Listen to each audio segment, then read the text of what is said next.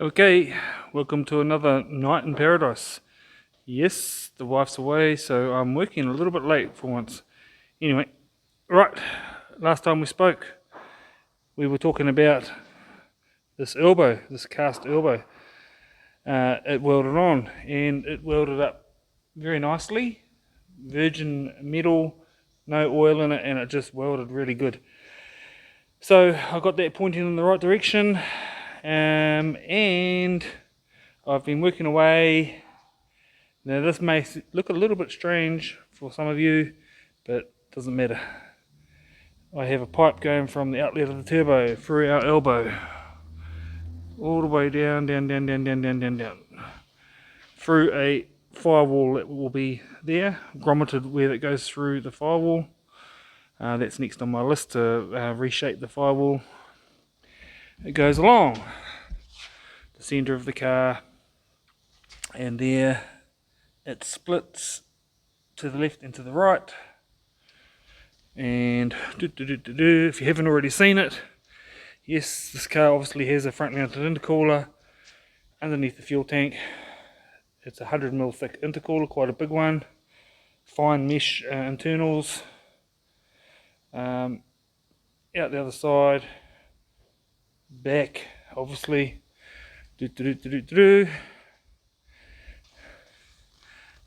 Back along. Into our propane tank plenum that everybody's so happy about. So there you go.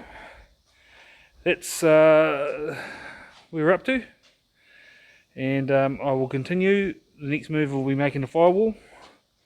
I'll get onto that very soon. Oh, and on a side note, yes, axles. I finally put it up in the air, measured out some axles, blah blah blah, and I've taken a trip to the axle guy, and he is going to start making them hopefully any day now. So we are all good there. Axles are underway. Right, what else can I say? That's it for now. I think I'm going to get building this firewall. Better go home. But yeah, firewall time. Nice.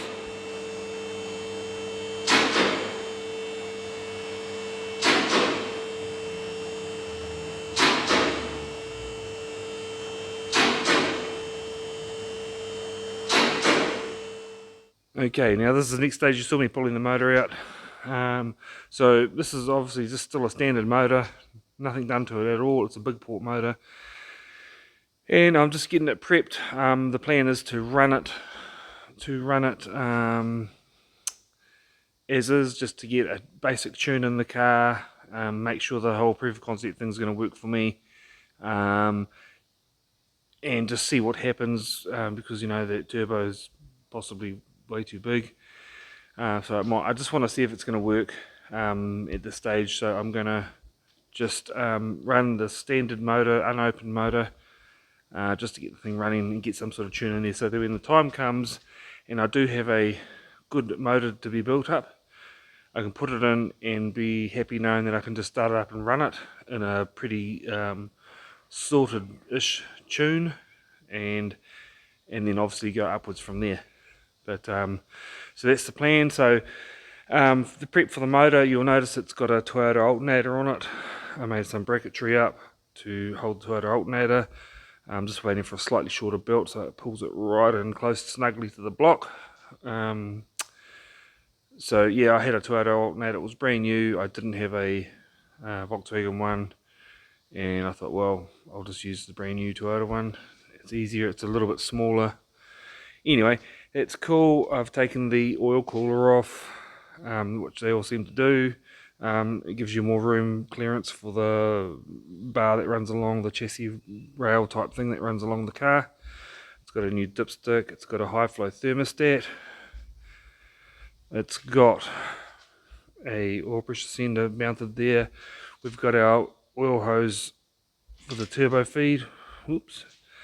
We have, because I didn't have, I'll put that over there. It has an aftermarket bleeder block for the clutch that didn't fit. Everybody told me to get it, but it didn't even seem to fit. The hole had to be bored out to fit over the slave cylinder snout. And I've made up a little adapter to adapt it to just a standard brake type hose, flexible hose. So that's all good. What else have we got? That's it. We've got some red coils, they're cheapies, just to see if everything will run. They look nice.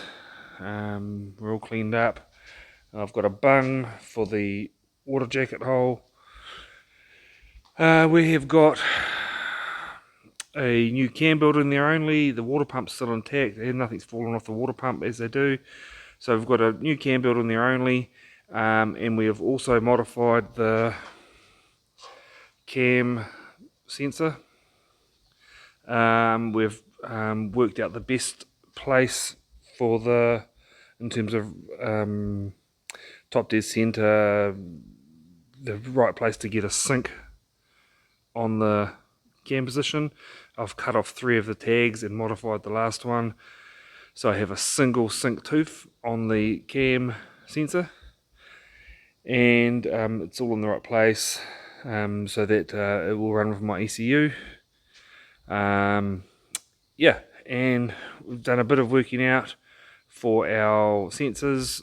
Didn't realise, but so the crank sensor down there is a VR sensor, which is fine, and then for some unusual reason then they put a hall sensor on the cam sensor, so that's a bit odd, but that's cool, that's what they do. So worked all that out, got all my plugs and that ready to go, so I'm going to start making a loom very soon, but that will be for another video. Anyway, right, what I'm gonna do is I'm gonna put the exhaust manifold on and work out where my brace will be to brace it to the gearbox, so that it can hold the weight of the turbo, because the turbo is really heavy and really big, too much to handle for the exhaust manifold itself.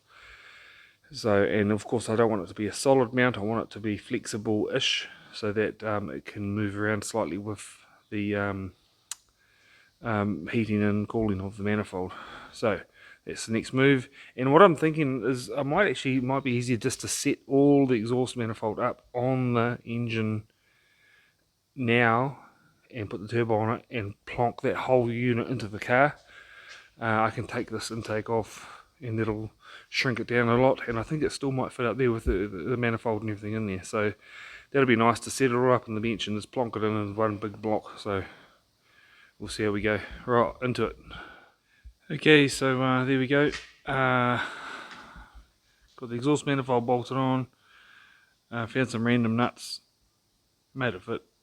She's all good. Anyway, tried to linish that flat. See what happens. It's a little bit out of shape, but I think it'll pull up. And yeah, the plan is I've got this extra hole here on this big ass brace. For this big ass brace, I'm going to go use these 2 bolts here as some sort of mount and run a flexible stalk up to there to support the weight. And yeah, so that's it. See what we can do. Okay, hopefully you can hear me. My microphone's gone. Anyway, hey, so this is what I've done. My manifold's on, and this is the brace I was talking about. That's some thick ass heavy little brace there going from there to there, and it goes up to this invention. It's a loop to loop. It is made out of some heavy, thick, springy stainless steel spring.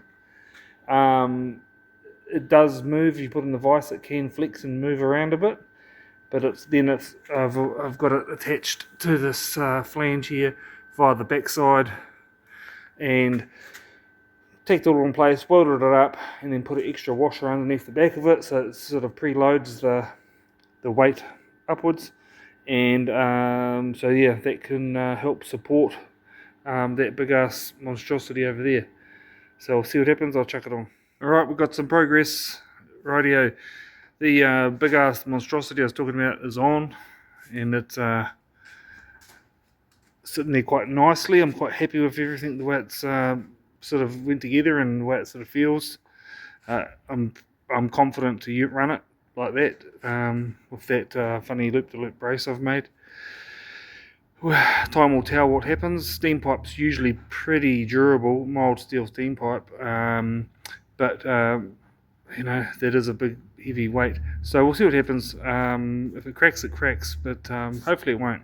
I've had good luck with it in the past, so we'll see what happens.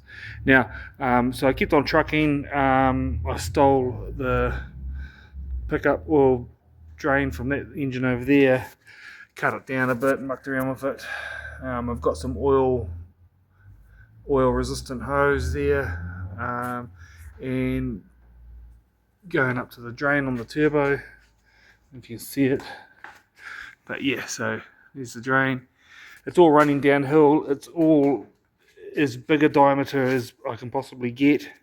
The smallest diameter in the whole drain system is that little bend right there. So we'll see what happens. And you know, if you follow the rules according to the books, that drain is best drained above this oil level in the sump. But you know, from factory it drains in the oil. So I'm going to run with it. Everybody else seems to run with that, so I'll see how it goes. If worse comes to worse, I might put a big fitting in the sump somewhere above the oil level if possible, but we'll see how it goes. From what I understand, the Holsets can be quite temperamental with draining, make them smoke and all sorts of funny things. So yeah, anyway, that's cool. So, and that's all mounted permanently, that's all good. And I just sort of just loosely fitted this oil feed, and it's going to end up being approximately the right length. I'll just finalise where it's going to sit once it's in the car, and rubber P-clip it around the place. But yeah, man, we are winning. So the whole engine's looking pretty colourful. It's blue. It's bright yellow, orange. It's red. Yeah, and then it's dirty. So that's all we're going to do for today. We're going to pack up and go home, and that'll be me done. And next step will be, I think, paint up all these engine mounts that I've made properly and refit it into the car. Start making my loom. That'll be exciting. Awesome. All right, I'm out of here. See you all later. Bye bye.